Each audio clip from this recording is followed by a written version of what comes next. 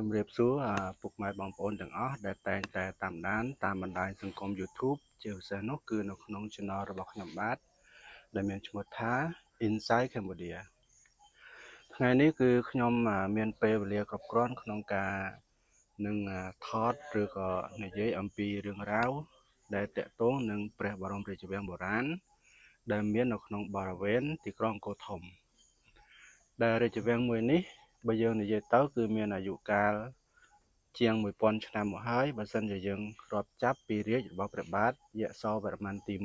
1ដែលជាព្រះមហាក្សត្រដែលបានផ្លាស់ប្ដូររាជធានីមកពីតំបន់ស្រុកប្រាសាទបាគងឬក៏ទីក្រុងបុរាណមួយដែលមានឈ្មោះថាហរិហរាល័យដែលទីក្រុងនោះគឺបានចាប់ផ្ដើមកសាងតាំងពីរាជរបស់ព្រះបាទជ័យវរ្ម័នទី2ដែលជាកំពូលព្រះមហាក្សត្រដែលបានបង្រួបបង្រួមអាណាចក្រចេនឡាទាំងពីរដែលធ្លាប់តែឆ្លោះប្រកែកបែកបាក់គ្នាអស់រយៈពេលជាច្រើនឆ្នាំរួចហើយព្រះអង្គក៏បានផ្លាស់ប្ដូររាជធានីពីតំបន់ចេនឡា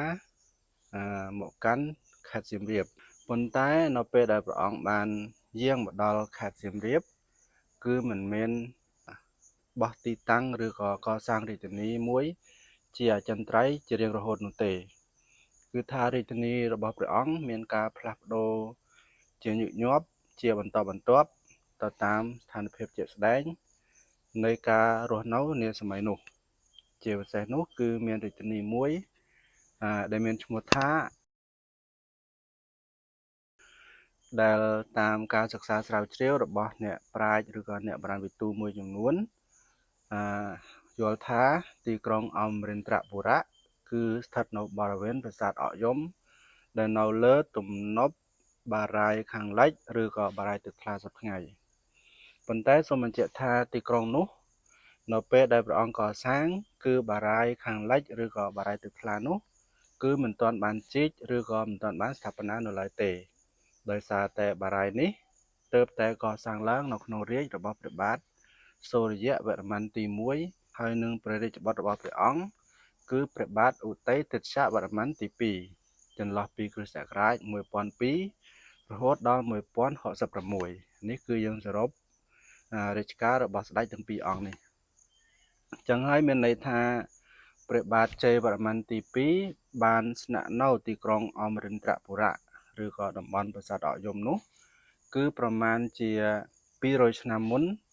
ពេលដែលបារាយណ៍នោះត្រូវបានជីកឬក៏ត្រូវបានកសាងអញ្ចឹងហើយនៅក្នុងរាជធានីហរិហរាល័យៈគឺជារាជធានីចុងក្រោយរបស់ព្រះបាទជ័យវរ្ម័នទី2បន្ទាប់ពីព្រះអង្គស្នាក់នៅទីក្រុងអមរិន្ទ្រពុរៈបានមួយរយៈពេលព្រះអង្គក៏ផ្លាស់ប្ដូរទៅតាំងរាជធានីថ្មីមួយដែលមានឈ្មោះថាគុឌីស្វរៈដែលអ្នកសិក្សាស្រាវជ្រាវយល់ថាទីក្រុងនេះគឺស្ថិតនៅតំបន់ប្រាសាទបន្ទាយក្តីសពថ្ងៃគឺនៅទល់មុខនឹងស្រះស្រង់រួចហើយព្រះអង្គក៏បានផ្លាស់ប្ដូររាជធានីពីគុឌីស្វរៈទៅតាំងនៅលើកំពូលភ្នំគូលែនដើម្បីធ្វើពិធីស្ថាបនាព្រះអង្គឲ្យคล้ายទៅជាព្រះមហាក្សត្រចក្រវាឡទិនឬក៏កំពូលព្រះមហាក្សត្រលើព្រះមហាក្សត្រទាំងអស់មានន័យថាឋានានុក្រមរបស់ព្រះមហាក្សត្រសម័យនោះគឺមានជាច្រើនថ្នាក់ចឹងហើយថ្នាក់ដែលខ្ពស់បំផុតឬក៏ខ្ពស់ជាងគេនោះគឺស្ដេចចក្រវាឡទិនស្ដេចចក្រវាឡទិនសំដៅទៅលើព្រះមហាក្សត្រដែលមានឋានៈខ្ពង់ខ្ពស់ជាងគេហេតុដូច្នេះហើយកំឡុងពេលដែលព្រះអង្គបានទៅកសាងរាជធានីថ្មីហើយនឹងធ្វើពិធីផ្សេងៗទាក់ទងនឹងលទ្ធិទេវរាជ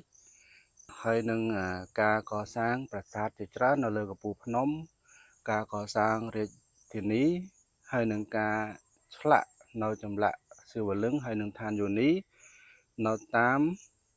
ទឹកជ្រោះនៃដងភ្នំគូលែនដែលសប្តាហ៍ថ្ងៃនេះគឺយើងហៅថាទឹកជ្រោះលិង្គ1000គឺព្រះអង្គបានបញ្ជាឲ្យមានការកសាងលិង្គដែលជាអង្គជាតិរបស់ព្រះសិវៈដែលជាទេពចម្បងដែលព្រះអង្គគោរពបូជានៅក្នុងទឹកឬក៏នៅក្នុងបាតស្ទឹងដើម្បីឲ្យទឹកដែលហូរឆ្លងកាត់សិវលិង្គទាំងឡាយនោះคล้ายទៅជាទឹកស័ក្តិសិទ្ធិហើយហូរស្រោចស្រពមកតាមតំបន់ផ្សេងៗដែលមានប្រជារាស្ត្ររបស់ព្រះអង្គរស់នៅហើយក៏តែងតែ ដងទឹកឬក៏យកទឹកហ្នឹងមកប្រើប្រាស់នៅក្នុងជីវិតរស់នៅប្រចាំថ្ងៃដើម្បីកសាងនៅសេចក្តីសុខនិងសិរីសួស្តីដល់ការរស់នៅហើយធ្វើឲ្យជីវិតរបស់ប្រជារាស្ត្រទាំងឡាយមានសុភមង្គលហើយក៏ជាការរួបរวมក្នុងការកសាងប្រទេសជាតិឲ្យមានការរីកចម្រើនជឿនលឿនរហូតដល់សម័យនោះคล้ายទៅជាសម័យមាសនៃដើមសម័យអង្គរនោះគឺរាជរបស់ព្រះបាទជ័យវរ្ម័នទី2នោះឯងបងប្អូនអានេះគឺខ្ញុំកំពុងតែឈរនៅលើទីលានជលដំរីដែលជាទីលាននៅខាងមុខព្រះបរមរាជវាំងដែលមាននៅក្នុងបរិវេណទីក្រុងអង្គរធំយ៉ាងសព្វថ្ងៃហើយនៅខាងមុខទីលាននេះយើងឃើញវាស្មៅនេះដែលតាមពិតទៅគឺជាកន្លែងសម្រាប់ការប្រមូលផ្ដុំទាហានកងទ័ពដើម្បីហ្វឹកហាត់ជាមួយនឹងសត្វដំរីសេះឬក៏ការហាត់ក្បាច់គុនអីផ្សេងៗហើយមួយវិញទៀតក៏ជាកន្លែងប្រារព្ធពិធីទេសកាលផ្សេងៗរបស់ព្រះមហាក្សត្រដូចយើងដឹងស្រាប់ហើយថានៅក្នុងទីក្រុងគឺតែងតែមានការប្រមូលផ្ដុំនៅប្រជារាស្ត្រកងទ័ពហើយនឹងការប្រជុំរវាងព្រះមហាក្សត្រមន្ត្រីហើយនិងប្រជាជនដែលរស់នៅក្នុងនគរហើយដូច្នេះហើយការត្រៀមទីលានដែលនៅខាងមុខនេះទល់មុខនឹងព្រះបរមរាជវាំងនេះគឺក្នុងគោលបំណងក្នុងការធ្វើពិធីទាំងនោះឯងដោយដែលបងប្អូនឃើញនៅក្នុងវីដេអូនេះគឺជាទីលានដែលនៅលើខឿនខ្ពស់មួយប្រមាណជា3ម៉ែត្រដែលខ្ពស់ផុតពីដីហើយនៅលើទីលាននេះ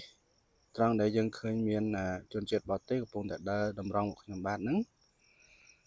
តាមការសិក្សាស្រាវជ្រាវគឺយើងឃើញមាន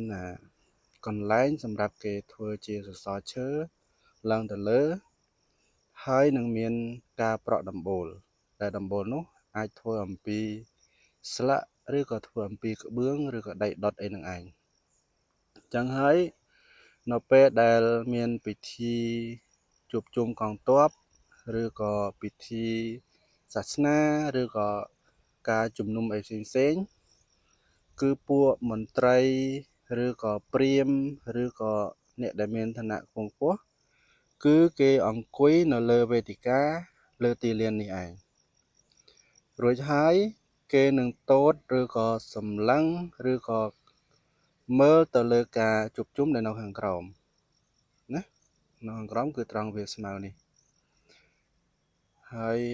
អ្វីដែលបងប្អូនឃើញនៅខាងមុខនេះគឺជាផ្លូវចេញផ្លូវចូលសំខាន់រវាងព្រះបរមរាជវាំងដែលនៅខាងស្ដាំដៃខ្ញុំបាទនេះខ្ញុំបែរកាមេរ៉ាឲ្យមើលនេះអានេះគឺជាខ្លងទ្វារចូលទៅក្នុងព្រះបរមរាជវាំងដែលនៅខាងក្នុងប្រមាណជា300ម៉ែត្រចុះព្រោះថានៅខាងក្នុងពីក្រោយខ្លងទ្វារនេះគឺមានប្រាសាទភិមានអាកាសហើយនៅខាងក្រោយប្រាសាទភិមានអាកាសគឺជាទីធ្លានៃព្រះបរមរាជវាំងបុរាណចំណែកទីប្រថាប់របស់ព្រះមហាក្សត្រណាបងប្អូនគឺនៅពេលដែលព្រះអង្គយាងចេញពីព្រះបរមរាជវាំងនៅខាងក្នុងគឺព្រះអង្គយាងមកតាមផ្លូវនេះហើយក៏ប្រថាប់នៅលើរោងកិត្តិយសដែលនៅលើចំណុចដែលបងប្អូនឃើញនេះគឺខ្ពស់ជាងគេហើយនៅលើទីលានចលអម្រៃហ្នឹងគឺអាចមានជាបល្ល័ង្ករបស់ព្រះអង្គប្រថាប់នៅលើនេះហើយក៏តូតពិធីដែលនៅខាងមុខឬក៏ជួបប្រជុំជាមួយនឹងមន្ត្រីដែលអង្គុយឬក៏ហែហោមព្រះអង្គនៅជុំវិញវេទិកានេះតែម្ដងអញ្ចឹងខ្ញុំនាំបងប្អូនទៅឈរនៅចំណុចដែលសន្និដ្ឋានថាជាចំណុចដែលព្រះមហាក្សត្រប្រថាប់នោះនេះគឺជាទីលានដែលខ្ពស់ជាងគេហើយទីលាននេះគឺមិនមែននៅកណ្ដាលវាចឹងទេណាគឺអាចមានសសរឈើឬក៏រោងប្រក់ក្បឿងដែលត្រង់ចំណុចនេះគឺជាចំណុចដែលគេអាចដាក់សសរឈើប៉ុន្តែពីមុនខ្ញុំឃើញមានប្រហោងនោះបងប្អូនឃើញប្រហោងតិចតួចហ្នឹងគ គឺអាចជាប្រហោងដែលគេញាត់សសរមូលចូលទៅហើយក៏ភ្ជាប់ជាមួយនឹងផ្លានជាប់ជាមួយនឹងសំណង់ផ្សេងៗដើម្បីធ្វើជារោងប៉ុន្តែប្រហោងនេះគឺមិនគ្រប់គ្រាន់ទេណាគឺវាបាត់បង់អស់មួយចំនួនហើយនៅខាងលើនេះក៏អាចមានប្រហោងដែរប៉ុន្តែដោយសារតែប្រាសាទឬក៏ទីធ្លាលានជលដំរីនេះគឺមានការជួសជុលហើយក៏មានការកែប្រែនៅចំណុចទីតាំងដើមមួយចំនួនដើម្បីឲ្យសមស្របទៅតាមការសាងសង់ថ្មីនេះត្រង់ចំណុចនេះបងប្អូនចំណុចដែលព្រះមក្សត្រយាងចេញមកពី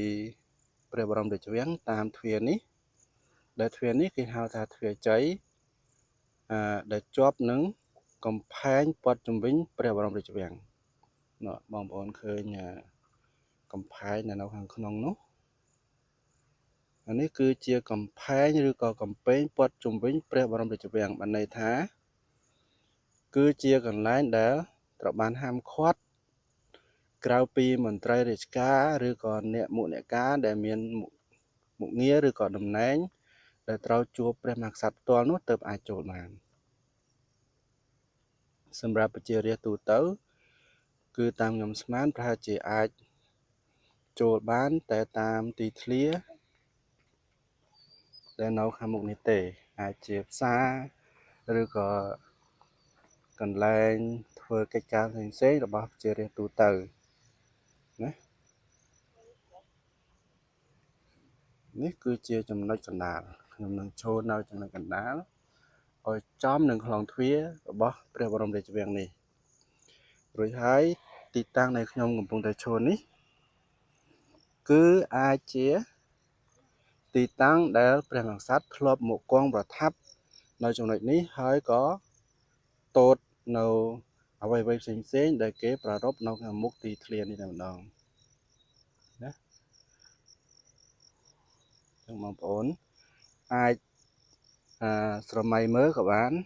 ឬក៏ចិន្តនាការណាគឺធ្វើការបិទភ្នែកហើយស្រមើស្រមៃទៅតាមអ្វីដែលខ្ញុំបានរៀបរាប់នៅក្នុងវីដេអូនេះចុះណារួចហើយបងប្អូននឹកទៅដល់ទិដ្ឋភាពផ្សារនឹកទៅដល់ទិដ្ឋភាពកងទ័ពដែលកំពុងតែប្រជុំទ័ពកំពុងតែវឹកហាត់ឬក៏ការធ្វើពិធីផ្សេងៗ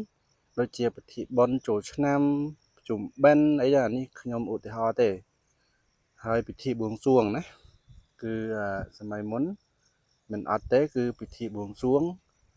របស់ព្រះមហាក្សត្ររបស់មន្ត្រីហើយនឹងរបស់ប្រជារាស្ត្រទូទៅខ្ញុំបង្វែរកាមេរ៉ាទៅខាងស្ដាំដៃនេះគឺជាស្លាបខាងស្ដាំនៃព្រះលានជលដំរីអញ្ចឹងបើសិនជាយើងឈរនៅចំកណ្ដាលគឺចំណុចដែលខ្ញុំកំពុងតែឈរនេះគឺនៅខាងឆ្វេងដៃក៏មានទីធ្លាខាងឆ្វេងដៃខាងនេះខាងស្ដាំក៏មានចឹងហើយទីធ្លាទាំងសងខាងនេះបូកចូលគ្នាទៅតាមខ្ញុំចាំគឺប្រមាណជា700ម៉ែត្រណា700ម៉ែត្ររួចហើយបងប្អូនងាកទៅមើលខាងមុខនេះបងប្អូននឹងឃើញមានកម្មចដាពីរថ្នាក់ចុះទៅក្រោមគឺចុះទៅដីរួចហើយយើងនឹងឃើញមានចម្លាក់តសំទោសគឺកម្មចដានេះវាមានច្រើនថ្នាក់ដែរណាមិនមែន2ទេគឺអាច3អាច4ឬក៏5ប៉ុន្តែទៀបទេណាអញ្ចឹងដល់ពេលដែលយើងធ្វើដំណើរនេះខ្ញុំកំពុងធ្វើដំណើរនេះគឺយើងកំពុងតែចុះពីទីលានជលដំរីចុះទៅក្រោមដែលជាដីផ្ទៃរាបហើយយើងឃើញមានចម្លាក់នាគប្រៀបបីដូចជាបង្កាន់ដៃហើយនឹងចម្លាក់តនៅតាមសងខាងជណ្ដើរឡើងចំណែកនៅឯជញ្ជាំងនៃទីលាននេះគឺយើងនឹងឃើញមានចម្លាក់គ្រុឌហ្នឹងគឺនៅតែបរិវេណព្រះ គេហៅថាព្រះទីនាងឬក៏បរិវេណដែលព្រះមហាក្សត្រប្រថាប់ទេនេះត្រង់ចំណុចដែលខ្ញុំចោលកាមេរ៉ាទៅនេះចឹងហើយសត្វទាំង3ប្រភេទនេះគឺជាកម្ពូលសត្វដ៏មានអំណាចបំផុតនៅក្នុងទេវកថាព្រោះថាសត្វតោគឺជាសត្វដែលមានអំណាចខ្លាំងជាងគេនៅលើដីគោកឬក៏នៅក្នុងព្រៃដូច្នេះហើយបើសិនជាមានសត្រូវឬក៏សភាវៈអាក្រក់ទាំងឡាយណាដែលចង់ឡើងមកលើទីលានដ៏ស័ក្តិសិទ្ធិឬក៏ទីលានដ៏មហាអំណាចនេះគឺត្រូវបានសត្វតោនឹងបណ្ដេញចេញចំណែកឯសត្វនាគនេះគឺគេតែងតែកសាងព័ទ្ធជុំវិញទេវស្ថានផ្សេងមិនថាជាប្រាសាទអីទេគឺយើងតែងតែឃើញមានសត្វនាគហ្នឹងកសាងព័ទ្ធជុំវិញផ្លូវចូលឬក៏ព័ទ្ធជុំវិញប្រាសាទអីតែម្ដងដោយសារតែសត្វនាគគឺជាសត្វដែលមានអំណាចខ្លាំងជាងគេនៅក្នុងទឹកអញ្ចឹងបើសិនជាមានសភាវៈអាក្រក់ទាំងឡាយណាដែលមកតាមផ្លូវទឹកគឺมันអាចឆ្លងផុតនាគបាននោះទេចំណែកសត្វគ្រុឌគឺជាសត្វដែលមានអំណាចនិងមានមហិទ្ធិឫទ្ធិខ្លាំងជាងគេនៅលើអាកាសដូច្នេះហើយសភាវៈអាក្រក់ទាំងឡាយដែលមកតាមផ្លូវអាកាសគឺនឹងត្រូវបានបណ្ដេញចេញឬក៏បង្ក្រាបដោយសត្វគ្រុឌចឹងហើយចម្លាក់សត្វគ្រុឌនឹងមួយទៀតគឺតំណាងឲ្យអាកាសហ្នឹងគឺមានន័យថាគ្រប់ទីប្រថាប់របស់ព្រះមហាក្សត្រគឺយើងតែងតែឃើញមានការឆ្លាក់ជារូបគ្រុឌលើកដៃទ្រអ្វីទៅលើគឺប្រៀបបីដូចជាទ្របាឡាំងរបស់ព្រះមហាក្សត្រហ្នឹងអញ្ចឹងព្រះមហាក្សត្រប្រៀបបីដូចជាកំពូលមនុស្សដែលកំពុងពោះជាងគេហើយទីធ្លាដែលព្រះអង្គប្រថាប់នោះគឺហាក់បីដូចជាបាឡាំងដែលអណ្ដែតនៅលើអាកាសដែលទ្រដោយសត្វគ្រុឌនោះឯងអានេះគឺជានិយមន័យរបស់សត្វគ្រុឌដែលលើកដៃទ្រឬក៏ទ្របាឡាំងទ្រអីហ្នឹងអញ្ចឹងហួសពីទីប្រថាប់របស់ព្រះមហាក្សត្រទៅបន្តិចហ្នឹងគឺយើងនឹងឃើញមានការឆ្លាក់ជារូបដំរីវិញម្ដងនេះរូបដំរីហ្នឹងគឺចាប់ពីចដាដែលបងប្អូនឃើញនេះតទៅគឺជារូបសត្វដំរីវិញហើយនឹងមនុស្សដែលកំពុងតែធ្វើការប្រយុទ្ធជាមួយនឹងដំរីហ្នឹងដែលជានិមិត្តសញ្ញានៃការវឹកហាត់ឬក៏ជាការប្រយុទ្ធ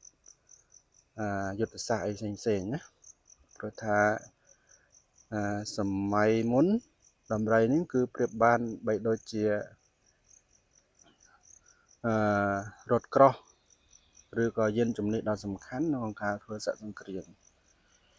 ណាគេអាចប្រើដំរីជាយានជំនិះក្នុងការធ្វើដំណើរផ្សេង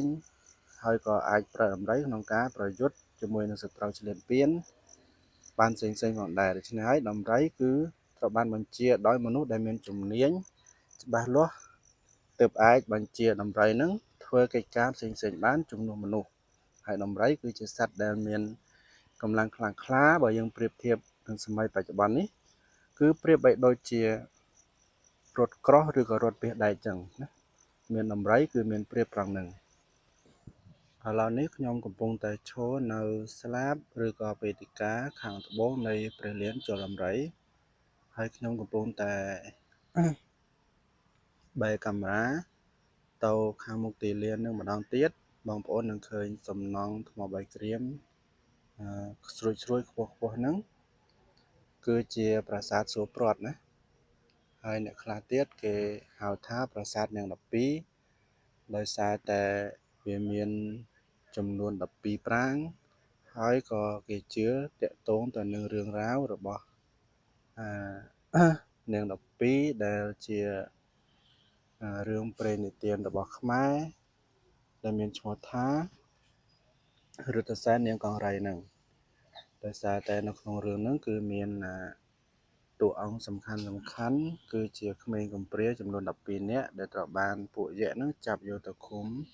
ឬក៏លាក់នៅក្នុងអាងភ្នំប៉ុន្តែរឿងហ្នឹងគឺខ្ញុំមិនចង់ចាំអស់ទេហើយខ្ញុំក៏មាននិយាយអីលើពីនឹងដែរគឺខ្ញុំសូមនិយាយតែរឿងរ៉ាវដែលអ្នកជំនាញអ្នកស្រាវជ្រាវឬក៏អ្នកបរាវិទ្យាហ្នឹង គាត់ធ្វើការវាតម្លៃឬក៏សន្និដ្ឋានតេតទៅនឹងទូរទស្សន៍ដែលប្រាង្គទាំង12ហ្នឹងមានមុខងារដោយចំពោះហ្នឹងរឿងដែលតេតទៅនឹងប្រាសាទនាង12ឬក៏ប្រាសាទសួរប្រត់នេះគឺខ្ញុំបានធ្លាប់ស្ដាប់នៅក្នុងអង្គសិក្ខាសាលារបស់លោកអ្នកជំនាញបុរាណវិទ្យាដែលសិក្សាស្រាវជ្រាវបុរាណស្ថានផ្សេងៗនៅក្នុងតំបន់អង្គរនេះនោះគឺលោកអ៊ឹមសុរិទ្ធីដែលលោកបានបកស្រាយតេតទៅនឹងប្រាសាទសួរប្រត់នេះថាគឺទំនាក់ទំនងដែលពិតប្រាកដហើយនឹងអំណះអំណាងដែលអាចទៅរួចតេតទៅនឹងប្រាសាទនាង12នេះប្រាសាទសួរប្រត់ដែលនៅខាងក្រោយខ្ញុំបាទនេះគឺមានគោលបំណងពិតប្រាកដគឺជាទីសក្ការៈបូជារបស់ព្រះមហាក្សត្ររបស់មន្ត្រីនិងប្រជាជននាសម័យនោះដោយសារតែថាប្រាសាទសួរប្រត់ទាំង12ខ្នងនឹងគឺលោកសន្និដ្ឋានថាគឺជាអាស្រមរបស់អ្នកតាដែលខ្លាំងដែលពូកែស័ក្តិសិទ្ធិនិងល្បីល្បាញជាងគេនៅក្នុងសម័យនោះហើយអ្នកតាទាំងនោះគឺមិនមែនមានទីតាំងនៅក្នុងតំបន់អង្គរនេះទាំងអស់នោះទេឧទាហរណ៍ថានៅភ្នំពេញគឺមានអ្នកតាខ្លាំងពូកែមួយរូបដែលអ្នកទីក្រុងភ្នំពេញមានជំនឿហើយនៅព្រះវិហារមានអ្នកតាខ្លាំងពូកែមួយរូបមួយអង្គដែលអ្នកខេត្តព្រះវិហារមានជំនឿហើយនៅខេត្តផ្សេងទៀតដូចជាកំពង់ធំកំពង់សោមកំពតតាកែវអីចឹងទៅអាហ្នឹងគឺខ្ញុំឧទាហរណ៍ទេចឹងហើយធម្មតាប្រជាជនគឺតែងតែមានជំនឿទៅលើបារមីឬក៏វត្ថុស័ក្តិសិទ្ធិនៅទូទាំងប្រទេសដោយសប្តាហ៍ថ្ងៃនេះគឺយើងល្បីថាលោកយាយ៉ាតនៅខេត្តប៉ៃលិនមានបារមីខ្លាំងពូកែលោកតាឃ្លៀងមឿងដែលជាបារមីខ្លាំងពូកែប្រចាំខេត្តពោធិ៍សាត់ព្រះអង្គដង្កើបារមីដែលពូកែស័ក្តិសិទ្ធិនៅក្នុងក្រុងភ្នំពេញហ្នឹងឧទាហរណ៍អញ្ចឹងហើយនៅសម័យអង្គរគឺមានបារមីដែលខ្លាំងពូកែស័ក្តិសិទ្ធិដូចគ្នាចឹងហើយបារមីពូកែស័ក្តិសិទ្ធិទាំងនោះគឺតែងតែមានភាពល្បីល្បាញខ្យល់ខ្ចាយទូទាំងប្រទេសកម្ពុជាអញ្ចឹងទៅហើយអ្នកដែលគោរពបារមីទាំងនោះគឺមានទាំងប្រជាជនមន្ត្រីរាជការរហូតដល់ព្រះមហាក្សត្រដែលលោកតែងតែធ្វើពិធីបួងសួងសុំសេចក្តីសុខឬក៏ភាពចម្រុងចម្រើនដល់នគរដល់ប្រជារាស្ត្រដល់ជីវិតរស់នៅប្រចាំថ្ងៃរបស់ប្រជារាស្ត្រអីចឹងទៅប៉ុន្តែដោយសារតែអ្នកតាឬក៏បារមីទាំងនោះស្ថិតនៅទីតាំងផ្សេងគ្នាហើយឆ្ងាយពីរាជធានីអង្គរអញ្ចឹងមានតែការអញ្ជើញគឺព្រះមហាក្សត្រធ្វើពិធីអញ្ជើញបារមីឬក៏អ្នកតាទាំងនោះយកមកតម្កល់ទុកក្បែរនឹងទីតាំងដែលព្រះអង្គអាចធ្វើពិធីបាននោះគឺក្នុងបរិវេណអង្គរធំឬក៏នៅជិតនឹងនគរឬក៏នៅជិតនឹងព្រះបរមរាជវាំងរបស់ព្រះមហាក្សត្រនោះឯងដើម្បីងាយស្រួលក្នុងការដែលព្រះអង្គចេញទៅធ្វើពិធីបួងសួងឬក៏ធ្វើពិធីកម្មអីផ្សេងក្នុងការស្នើឲ្យបារមីទាំងនោះជួយឃុំគ្រងថែរក្សាការពារគ្រឹះនៃរាជធានីការពារព្រះមហាក្សត្រឬក៏ការពារបងប្អូនប្រជាពលរដ្ឋឬក៏ប្រជារាស្ត្ររបស់ព្រះអង្គនោះឯងហេតុដូច្នេះហើយទើបបានជាមានការកសាងសំណង់ប្រាសាទសួរប្រត់នេះមានរហូតដល់12ប្រាង្គនឹងជានិមិត្តសញ្ញានៃការអញ្ជើញបារមីឬក៏អ្នកតាដែលខ្លាំងពូកែស័ក្តិសិទ្ធិពីតំបន់ផ្សេងឬក៏ពីអាណាខេត្តផ្សេងនៅក្នុងព្រះរាជាណាចក្រកម្ពុជានាសម័យនោះមកប្រឌិតស្ថាននៅក្នុងនៅខាងមុខព្រះបរមរាជវាំងរបស់ព្រះមហាក្សត្រនឹងឯងប៉ុន្តែបារមីទាំងនោះអាចមិនមែនមានត្រឹមតែ12អង្គនេះទេប៉ុន្តែគេជ្រើសរើសយកមកតែបារមីដែលមានភាពស័ក្តិសិទ្ធិនិងខ្លាំងពូកែជាងគេចំនួនតែ12អង្គនាសម័យដែលមានការកសាងប្រាសាទនឹងឯងតែសួរថាប្រាសាទនេះកសាងឡើងនៅក្នុងសម័យកាលណាគឺមិនច្បាស់ទេ ណាគឺមិនច្បាស់ទេប៉ុន្តែបើសិនជាយើងសិក្សាទៅតាមរចនាបថនៃការសាងប្រាសាទគឺគេអាចសន្និដ្ឋានថាប្រហែលជាកសាងឡើងជាមួយគ្នានឹងប្រាសាទឃ្លាំងដែលនៅខាងក្រោយប្រាសាទសួគ៌ប្រត់នឹងហើយប្រាសាទឃ្លាំងនឹងគឺកសាងឡើងនៅក្នុងរាជ្យរបស់ព្រះបាទសូរ្យវរ្ម័នទី1ហើយនឹងព្រះបាទឧទ័យសិទ្ធវរ្ម័នទី2ដែលជាព្រះបិតានិងព្រះរាជបុត្រចឹងហើយយើងមើលម្យ៉ាងទៀតថាប្រាសាទសួគ៌ប្រត់នឹងគឺវាមានរចនាបថដែលអាចលាយបញ្ចូលគ្នាច្រើនសម័យកាលគឺវាស្តៀងគ្នាជាមួយនឹងប្រាសាទពិមានអាកាសផងដែរចឹងហើយក៏វាអាចមានព្រះមហាក្សត្រច្រើនអង្គហើយក៏ច្រើនសម័យកាលក្នុងដែលបានកសាងប្រាសាទសួគ៌ប្រត់នឹងចឹងហើយមួយវិញទៀតបារមីដែលខ្លាំងពូកែនាចំនួននោះហើយនឹងចំនួនក្រោយៗមកទៀតគឺអាចមានកើនឡើងបន្ថែមទៀតហើយព្រះមហាក្សត្រដែលសោយរាជ្យក្រោយមកទៀតក៏អាចបន្ថែមណាអាចបន្ថែមប្រាង្គផ្សេងបន្ថែមទៀតដើម្បីអញ្ជើញបារមីឬក៏អ្នកតាដែលសម័យនីមួយៗមានជំនឿហើយក៏យកមកកសាងបន្ថែមនៅក្នុងបរិវេណរាជធានីនេះចឹងហើយឧទាហរណ៍ជាក់ស្ដែងថាសម័យបច្ចុប្បន្ននេះបើសិនយើងមានជំនឿទៅលើអ្នកតានៅខេត្តពោធិ៍សាត់គឺអ្នកតាឃ្លាំងមឿងព្រះមហាក្សត្រសម័យបច្ចុប្បន្នបើសិនជាមានរាជធានីឬក៏ព្រះបរមរាជវាំងនៅក្នុងក្រុងអង្គរធំដូចមុនក៏ប្រហែលជាមានការកសាងបន្ថែមនៅចំនួនប្រាង្គប្រាសាទនេះដើម្បីអញ្ជើញអ្នកតាឃ្លាំងមឿងនឹងមកសន្តិដ្ឋនៅក្នុងបរិវេណរាជធានីនេះដើម្បីទុកជាគ្រឹះក្នុងការបួងសួងឬក៏ជាគ្រឹះក្នុងការថែរក្សាការពារផ្លូវក្នុងមិនឲ្យសភាវៈអាក្រក់ឬក៏ខ្មាំងសត្រូវមកឈ្លានពានព្រះបរមរាជវាំងឬក៏នគររបស់ព្រះអង្គណាអានេះគឺជាការសន្និដ្ឋានបន្ថែមពីលើអ្វីដែលអ្នកជំនាញបានធ្វើការវិភាគវិញ្ញេនិងបកស្រាយ